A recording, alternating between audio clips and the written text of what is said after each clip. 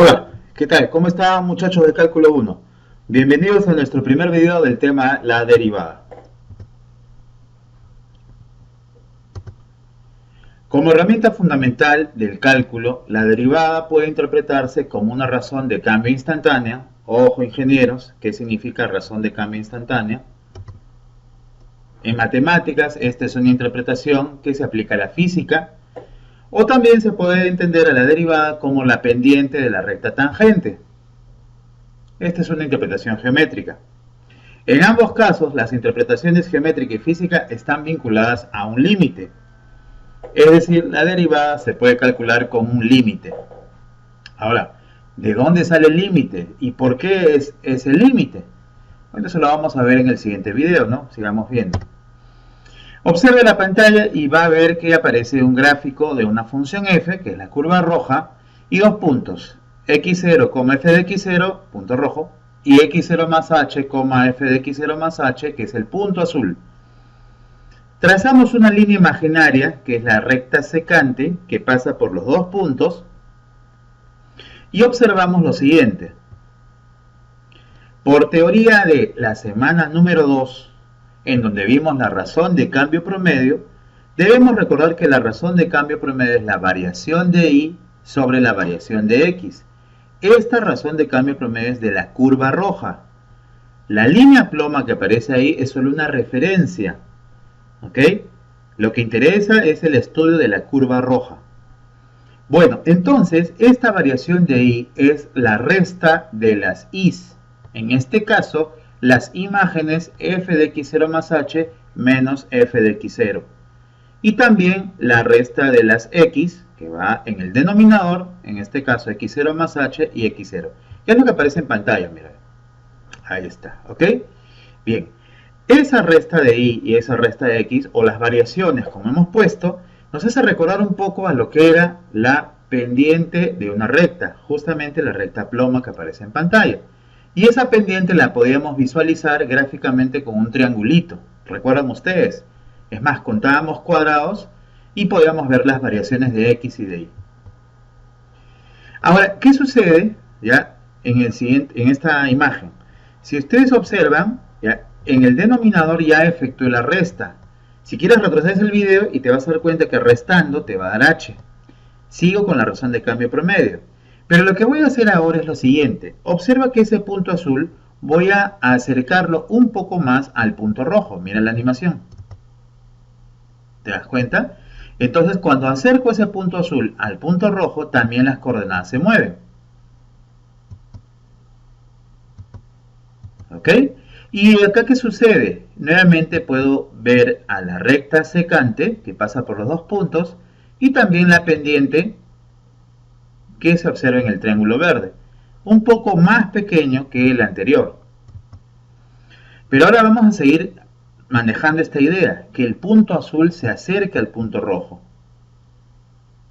¿Ok? Fíjate, las coordenadas también. Y entonces la recta secante que pasa por esos dos puntos tiene una pendiente que es cada vez más pequeña. Ahora lo hacemos en forma directa. Miren la pendiente. Esas variaciones, ¿no? Y acá está mucho más cerca y prácticamente se convirtió en una tangente. Repito el proceso, ¿verdad? Vamos a repetir el proceso. ¿Ok? Fíjate, ahí está. Estábamos a esa distancia más o menos, ¿no? Y luego fue acercándose el punto azul. Se acercó un poco más, se acercó un poco más. Y ahora prácticamente coincide con el punto rojo y se convirtió la recta secante pues en tangente, ¿no es cierto? Ahí está el detalle, ¿no? Es decir, esas coordenadas azules coinciden exactamente con las rojas, ¿no? Pero eso, ¿cuándo va a ocurrir? ¿No? Y peor aún, ¿cómo expreso eso en lenguaje matemático? Bueno, muy fácil, pues. Lo único que vas a hacer es lo siguiente. A la razón de cambio promedio le vas a tomar un límite. Y el límite cuando h tiende a 0. ¿Qué das a entender con esto? Das a entender que esas coordenadas del punto azul se iban acercando poco a poco al punto rojo. Y como distaban h unidades, pues prácticamente al hacer 0 esa distancia, las coordenadas azules y rojas coinciden. En ese caso, se dice que ya la razón de cambio no va a ser razón de cambio promedio, sino razón de cambio instantánea. ¿Ok? Y esa razón de cambio instantánea se le bautiza como la derivada. Y esa derivada ocurre justo cuando esa recta secante, que era gris en un principio, ahora es una recta tangente verde en este caso. ¿Ok? Y más aún hay otro detalle, fíjate, qué interesante, ¿no?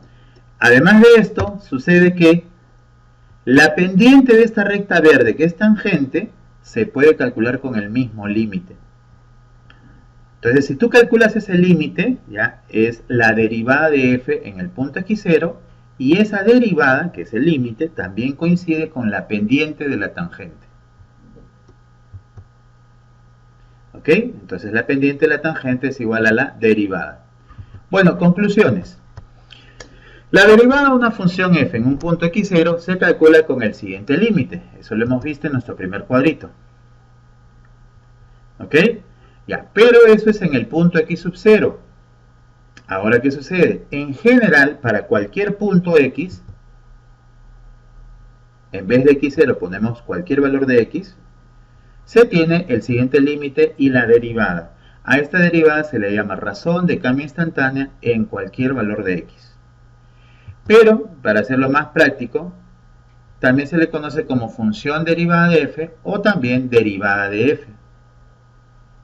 Ese es el límite para calcular la derivada por definición.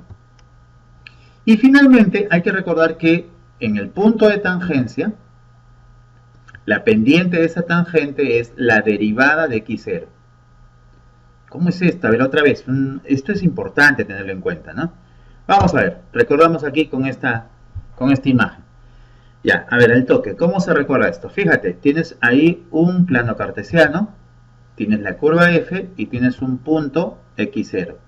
A ese se le llama punto de tangencia. ¿Por qué punto de tangencia? Porque por ahí, justo, va a pasar una tangente. Esa tangente tiene una ecuación, porque es una recta, ¿no es cierto? Es I igual a mx más b. Si queremos hallar la pendiente de esa recta tangente, simplemente calculo la derivada de f, la curva roja, y lo reemplazo en el punto de tangencia que es x0. Listo. Eso es lo que se ve como teoría. Vamos a ver en otros videos ejercicios. Nos vemos, chicos. Chao.